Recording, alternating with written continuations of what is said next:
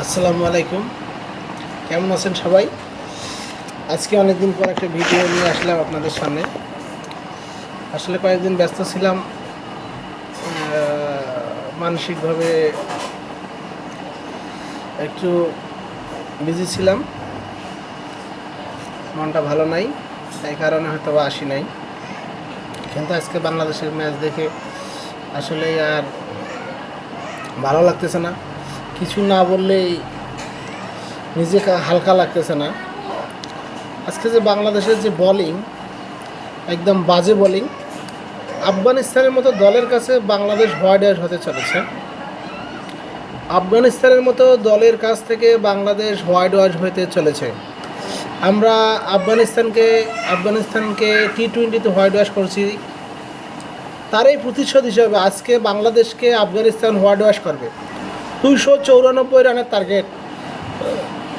বাংলাদেশ জানি না আজকে 194 রান করতে পারবে কিনা জানি না। আমাদের যেহেতু লর্ড শান্ত আছে, লর্ড শান্ত উঠবে আর নামবে হাঁসের মতো।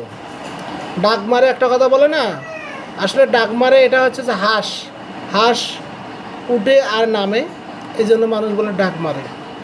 আসলে আজকেও নাজমুল হাসান শান্ত এই হালারপুতে উঠবে আর নামবে। আজকে অবশ্য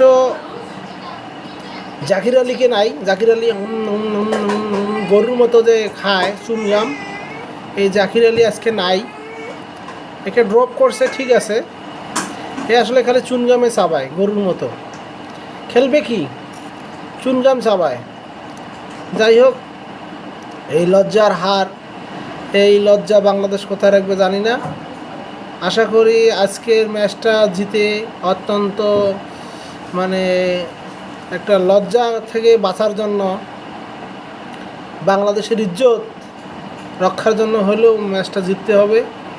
অত 3-0-তে আফগানিস্তানের মতো দলের কাছ থেকে যে আমরা পরাজয়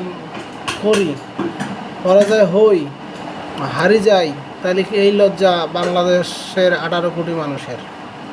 জানি না কি করবে যদি আজকে এরা হারে আফগানিস্তানের কাছে। তাহলে আমি মনে করি এদের বেতন বন্ধ করে দেওয়া হোক, এদের সকল সুযোগ সুবিধা বন্ধ করে দেওয়া হোক। তার কারণ আফগানিস্তানের মতো একটা উদীয়মান দলের কাছ থেকে যদি ব্যাক টু ব্যাক 3টা সিরিজ হারলো বাংলাদেশ ওয়ানডে, আপনারা দেখবেন 3টে সিরিজ হারছে। T20-তে ভালো করছে বাংলাদেশ, এটাকে আমি ভালো বলবো না, টানাটানি করেই জয় পাইছে এবং সহজ ম্যাচকে কঠিনভাবে জয় পাইছে, এটাকে আসলে জয় বলবো না। এজন্য আজকে